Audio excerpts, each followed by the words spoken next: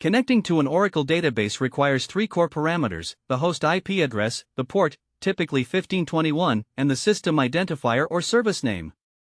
A listener process on the database server captures your request and establishes a dedicated server process to handle your SQL session.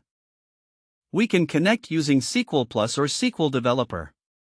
Once connected, we often want to see what tables are available. Querying the user table's data dictionary view reveals all tables owned by the current schema. Let's run a select query to list them. To understand a table structure, Oracle provides the handy describe command.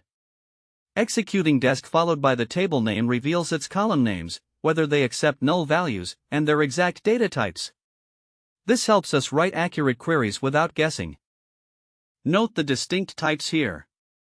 Oracle uses varchar2 for variable length strings, saving storage space when inputs are shorter than the maximum limit. For numeric data, the number type handles both integers and decimals, using precision and scale to guarantee exact mathematical accuracy.